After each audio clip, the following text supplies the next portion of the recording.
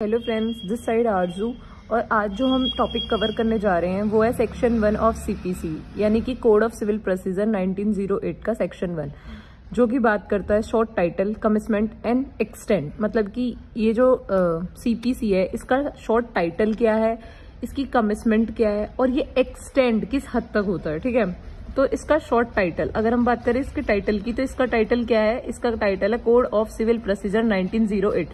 मतलब कि इसका जो टाइटल है, जिस नाम से इसे जाना जाता है, वो है कोड ऑफ सिविल प्रोसीजर 1908। और अगर हम बात करें इसकी कमिटमेंट की, यानी कि कमिटमेंट डेट बहुत इंपॉर्टेंट है किसी भी एग्जाम पॉइंट ऑफ व्यू से। ठीक है, तो इसकी जो कमिटमेंट डेट है, कमिटमेंट यानी कि कब से लागू हुआ, कब से फोर्स में आया, तो जो सीपीसी है वो फोर्स में आया था 1 जनवरी 1909 से। ठीक है, और अगर हम बात करें इसकी एक्सटेंड की, ये किस हद तक एक्सटेंड होता है, तो it is extend to the whole of India except state of Nagaland and tribal areas. ठीक है, जैसे कि हम यहाँ पे देख सकते हैं, तो वही है कि मतलब अगर हम बात करें इसके फोर्स की, फोर्स में कब आया, तो यह है 1 जनवरी 1909 को, कि मतलब बना तो 1908 में था, लेकिन उसके एक साल बाद से फोर्स में आया था। और ये एक्सटेंड होता है होल ऑफ इंडिया पर। ठीक है, पहले जम्मू कश्मीर पे एप्लीकेबल नहीं था, लेकिन 2019 अमेंडमेंट एक्ट के बाद से ये जम्मू एंड कश्मीर के स्टेट्स पर भी एप्लीकेबल है। अब जो ये एप्लीकेबल नहीं है वो है स्टेट ऑफ नागालैंड पर और ट्राइबल एरियाज पर। लेकिन अगर, जैसा कि प्रोविजो में प्रोवाइडेड किया गया है कि अगर स्टेट गवर्नमेंट अपने नोटिफिकेशन द्वारा, किसके नोटिफिकेशन के द्वारा, ऑफिशियल गेजार्ट के नोटिफिकेशन के द्वारा, अगर ये कहती है कि जो सीपीसी है वो किसी भी पार्ट में या फिर whole of state of Nagaland पर एप्लीकेबल होगा, तो वो स्टेट ऑफ नागालैंड पर एप्लीकेबल हो सकता है और ट्राइबल एरियाज पर भी एप्लीकेबल हो सकता है, अगर स्टेट गवर्नमेंट अपने ऑफिशियल गेजार्ट के नोटिफिकेशन में कुछ मॉडिफिकेशन कर दे।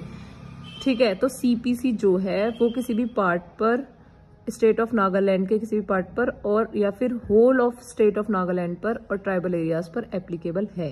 ठीक है, एक कंडीशन में।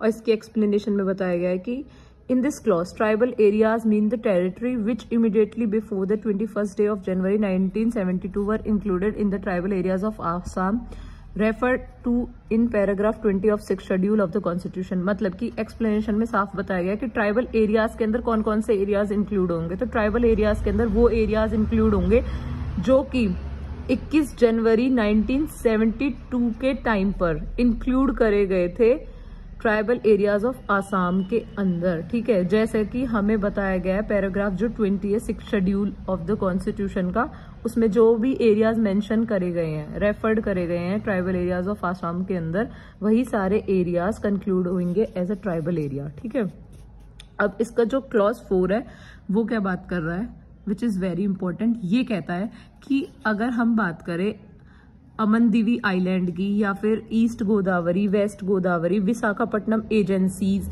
या फिर स्टेट ऑफ आंध्र प्रदेश और यूनियन टेरिटरी ऑफ लक्षद्वीप, ठीक है, अगर इनका कोई पर्सनल अपना कोई रूल बना हुआ है या फिर यहाँ पे कोई रूल एंड रेगुलेशन एप्लीकेबल है और यहाँ पे सीपीसी भी एप्लीकेबल है, ठीक है, तो यहाँ पे अगर मतलब एज सिंपल एज दैट यहाँ पे ये बोला गया है कि अगर कोई भी रूल, जो कि जैसे विशाखापट्टनम एजेंसी का कोई रूल है अपना, वहां पर कुछ और रूल और रेगुलेशंस चलते हैं, ठीक है, और वहां पे सीपीसी एप्लीकेबल भी है। ठीक है, तो अगर ये दोनों आपस में कॉन्ट्राडिक्ट होते हैं तो इनमें से कौन सा रूल वहां पर एप्लीकेबल होगा, तो यहाँ पे बताया गया है कि यहाँ पे वही रूल्स प्रिवेल होंगे जो वहां पे विशाखापट्टनम एजेंसीज द्वारा या फिर ईस्ट गोदावरी, वेस्ट गोदावरी के जो अपने कोई रूल एंड रेगुलेशन है, अगर दोनों में से कोई एक प्रिवेल करने होंगे तो वहां पर पहले वही प्रिवेल होंगे जो उनके अपने रूल है। ठीक है, सीपीसी से पहले यहाँ पे मेंशन भी देखो, the application of the code shall be without prejudice to the application of any rule और regulation for the time being in force in these island agencies और such unitary as the case may be relation to the application of the this code. मतलब जिस तरीके से ये code applicable होता उसी तरीके से वहां पे वो रूल एंड रेगुलेशन एप्लीकेबल होंगे। I hope this section is clarified to you all, and if you have any doubt, so just comment me in the comment section. Thank you.